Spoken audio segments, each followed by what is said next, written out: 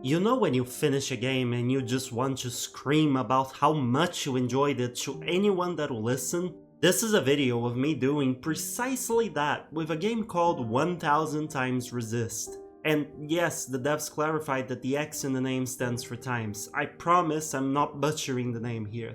That being said, I simply do not know what to even say about the game. At its core lies very real themes affecting thousands of people in our real world. Themes that I have never had to properly sit down and think about. As such, I simply feel inadequate talking about them, like I'm exploring a story that isn't and never will be mine. And even if I wanted to create a huge essay here analyzing the game's plot points and how they relate to real-life struggles, I wouldn't be able to do so in a way that would do the subject justice simply because I haven't lived through the issues that the game touches upon. Sure, I have researched a lot about everything I could think of relating to the game after I finished playing, but the more I understand, the more I realize that I'm barely scratching the game's surface. The problem is, however, that I learned so much and felt so much that I want to talk about this game. I want to talk about the things that I know I won't be able to talk about. As I said earlier, this is a title that fills me with an unexplainable desire to talk about it, even if I can't. As such, I'll do the next best thing. I'll talk about my experience with the game at key moments and why this title moved me so much. While the themes are not mine to fully explore, my feelings are, and for now, for me, that's enough. Just be warned that this section, which will be marked with a chapter in the video called My Feelings on the Game, will have major spoilers. If you plan on playing this yourself, I urge you to avoid the latter half of this video. I will, however, also include a review of the game before I get into the topics I just talked about, as I know many of the people who watch my channel won't know what the game is, and I want to sell them on it. This is also why I had to break my pseudo hiatus to make this video. The developers deserve all the support they can get for creating such a powerful experience, and as such, I want to do whatever I can to spread the word about 1000 Times Resist. Before I get into the content of the video though, I need to say one more thing. I'm aware that I'm being very vague about the themes of the game. I can't share much though because I simply don't want to risk spoiling the game or what it's actually about. Usually I go by the Steam store page description and trailers, and those don't touch upon the depth of the game's themes either, so I won't, at least not here. I will, however, talk about all of this in the spoilery section of the video. With all that out of the way, let's talk about 1000 Times Resist. The developers cite as inspiration the works of Satoshi Kon, Naoko Yamada, Yoko Taro, and Robert Wilson of Perfect Blue, A Silent Voice, Nier, and Einstein on the Beach fames. I mean, I'm sure these people all have other works they're famous for, but the ones I mentioned are the ones the developers of this game chose to highlight as inspirations, so I'm highlighting them as well. Hearing that, you might be thinking, as I've seen floating around, that the game being inspired by Nier means that it will have great combats and all that, but let me quash your dreams right there. A game can be inspired by another without copying it entirely, or at all even. Shocker, I know. To make this perfectly clear, if you're looking for an action, adrenaline-filled game, you will not find it here. But honestly, what you will find is just as good, if not better, though it certainly won't be to everyone's taste. 1000 Times Resist is incredibly story-focused, and that trait is reflected everywhere in the title, including the gameplay. But before we get to it, let's talk about the setting, as it helps understand some gameplay aspects and decisions. Basically, sometime in our near-ish future, aliens invade the planet. Well, I say invade, but it's more like they just settled here, as they're not aggressive or set on destroying the planet or anything like that. In fact, I would even call them charming. Red headless giants. There is just one tiny problem with their arrival. They unfortunately brought with them a goddamn deadly disease that wipes out humanity in a matter of months. This actually brings a whole new side to alien invasions that I never thought about. Even if they are not hostile, which is the case here, who's to say that we won't be allergic or react badly to their potentially very different body compositions or whatever items they bring with them? Although, I suppose it's also possible for us to gain superpowers or something from the anomalous material. Who knows? Anyway, back to the game. Remember Remember when I said humanity was wiped out in a matter of months? Well, I actually meant most of humanity. Amongst the remaining ones, one moody teenager, Iris, is spared from this fate as she is somehow immune to the disease. 1,000 years later, she's still alive and is the mother to a whole new society consisting exclusively of her clones. All of them have their tasks in society, but 6 are special and lead key areas of the society. The roles are as follows. Principal, who's like the president of the society, Bang Bang Fire, who, aside from having an incredible name, is the head of military, Knower, who, you guessed it, preserves knowledge, Fixer, who deals with engineering, Healer, who's like the head doctor in the society, and Watcher. That last role is who we play as. Our task is a bit harder to describe. Instead of fixing stuff or curing people, we actually get the coolest task of them all, to dive into Iris, or as she's now called, the All-Mother's memories via a process known as the Communion. And this is where a lot of the game takes place and why this context was needed to explain the gameplay. While exploring Iris's memories, the camera angle will often shift according to the Communion. Some will take place on a top-down perspective, others will be side-to-side, and others will be a traditional action-adventure game camera. As for what you actually do in there, well, you uncover the All-Mother's past and solve puzzles, naturally. Well, kinda. During communions, you'll be able to freely jump between moments in time and use this mechanic to solve mostly very simple puzzles, like seeing a locked door, swapping to an early time period when the door was open, walking through, then swapping back to your original time to find yourself now inside the locked room. At some points, you will also have to grappling hook your way through multiple grapple points in order to reach an important memory, which is a bit of a janky experience. However, don't let my criticisms fool you. While there is mostly no challenge to the puzzles, when they even exist, and occasional parts that are weird to navigate, the whole premise of exploring someone's memories is fascinating and well executed enough to nullify all of those issues, at least in my opinion. I cannot state this enough. Being able to live through what Iris lived and see everything she went through before, during, and after the aliens arrived is mesmerizing, and it's the foundation upon which the emotional impact of this game is built. And let me tell you, what an impact it is. But I'm getting ahead of myself.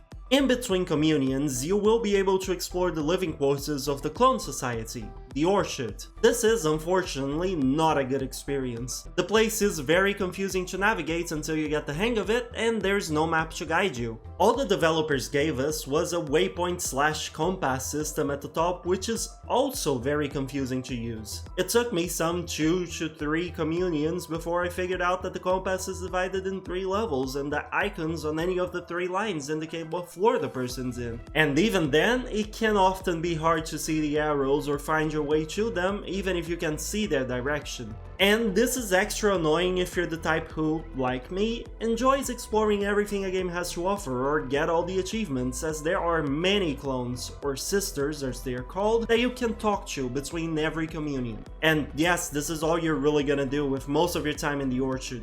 Talk to sisters and build up your understanding of the world's lore. By now, you might have grasped that the gameplay is quite basic.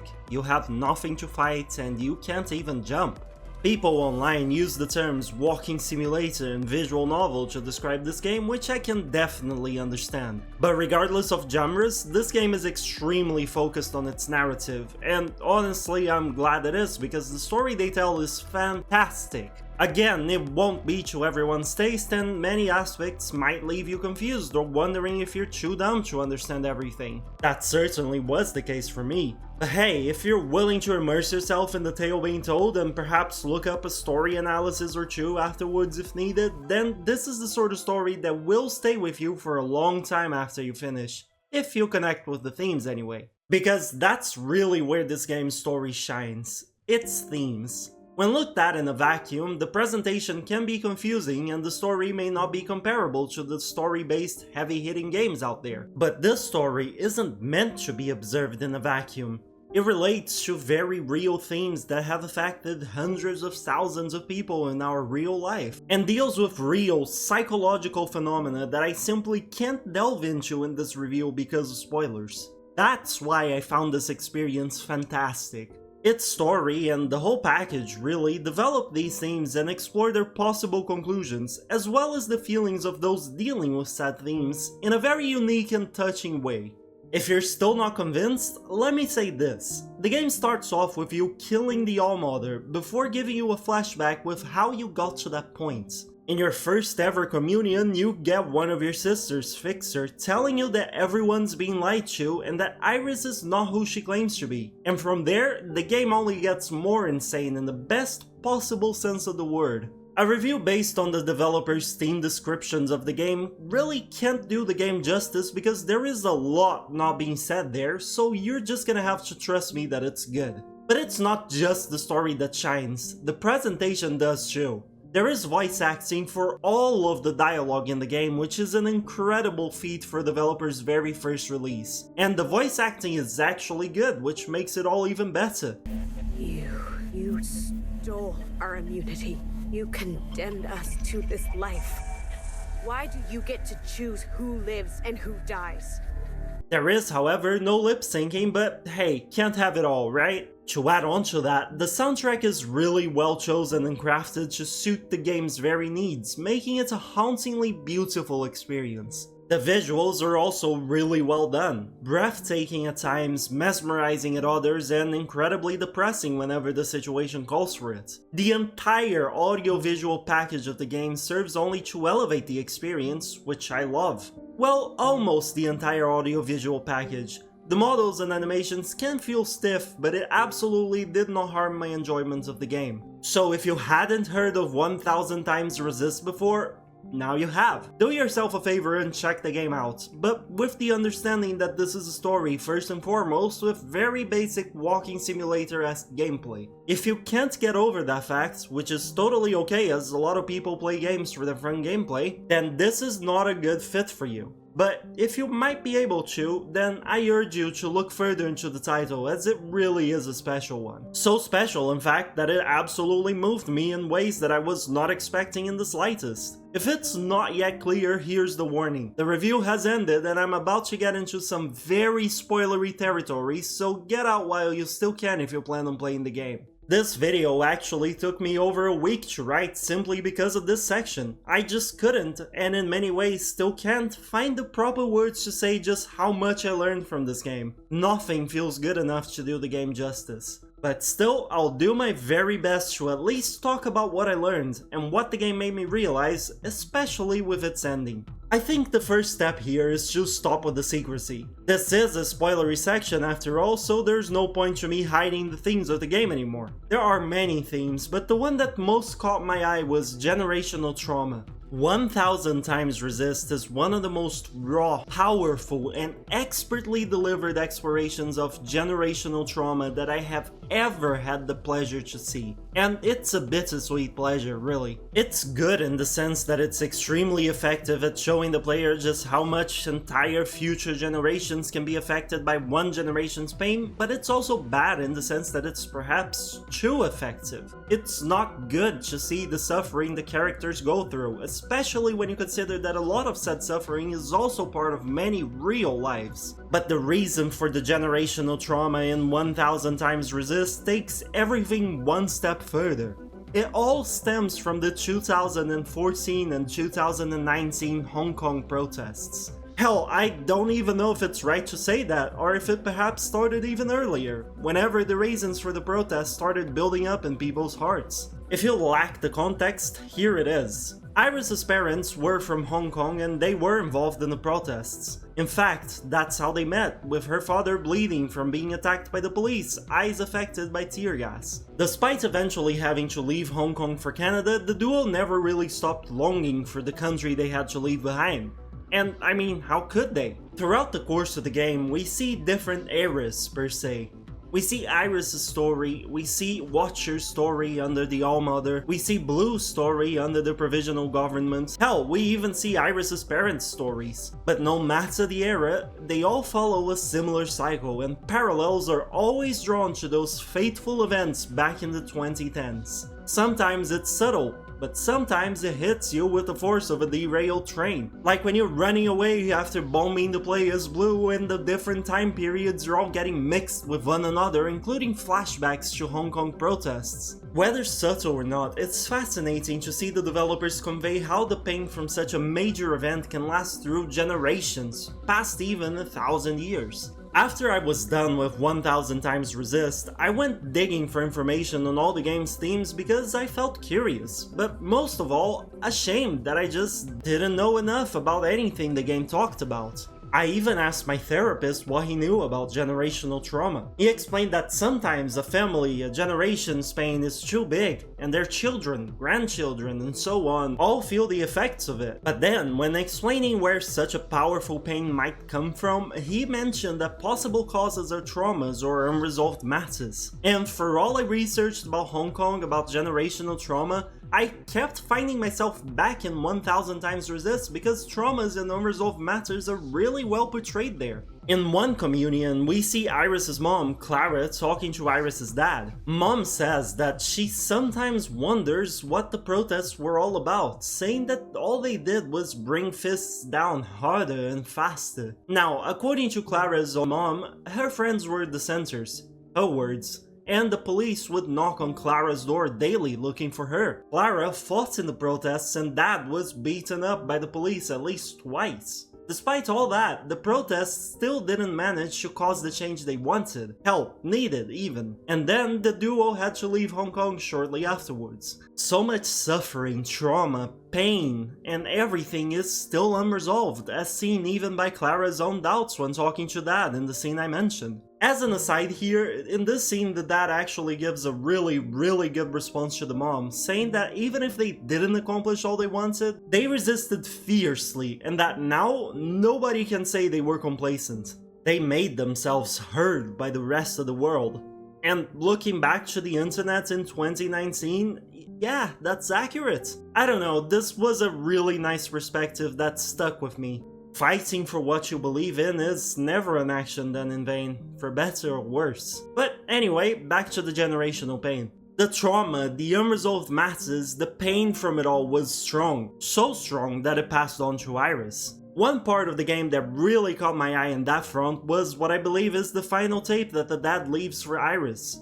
I'll play the relevant bit here. When you were growing up, there was this rage inside you that would burst out from time to time. I couldn't understand why. We tried to give you everything we didn't have. Maybe you felt the same way, waking up one day on the wrong side of the wrong bed, and then living the rest of your life that way. Like wrong ingredients in a soup.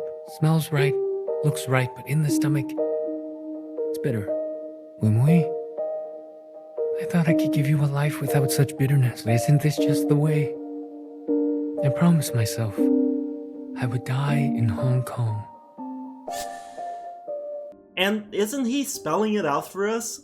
We do not get to choose what we inherit, just like Iris didn't choose to inherit the unresolved anger inside of her, but she did nonetheless. And in a masterful move by the developers, that anger became the catalyst to the whole story, not only in influencing her eventual treatment of her daughters and her fate, but also in attracting the occupants to her, to the point where one became almost dependent on her. See, the occupants, or keepers as they prefer to be called, simply love suffering. Secretary, our little floating companion, speculates at one point that trauma results in intensified memory collection, which the occupants must interpret as an act of communication. As such, whenever these negative feelings abound, the Red Giants arrive. This is why Iris was able to form a bond with one to the point where they were constantly communicating. Her suffering was something I can't even imagine, a bottomless pit of pain that perhaps Iris didn't even realize was there, but the occupants did, and for 1,000 years, one fed from it. At the end of the game, when Secretary finally fuses with the remaining occupant and rewrites reality, we, as Blue, are told to choose what aspects we want to keep and what aspects we want to toss from our future. This is what determines the ending. And let me tell you, it's been a long time since I faced a choice this difficult. I'm not exaggerating when I say that I had to think for some 15 minutes about it. I mean, I wasn't involved in the protests. I didn't really carry the pain of entire generations with me. I hadn't yet researched anything about the game's themes. I wasn't familiar with the cycle that kept repeating itself. So how was I meant to find a way to break the cycle that repeated itself endlessly? I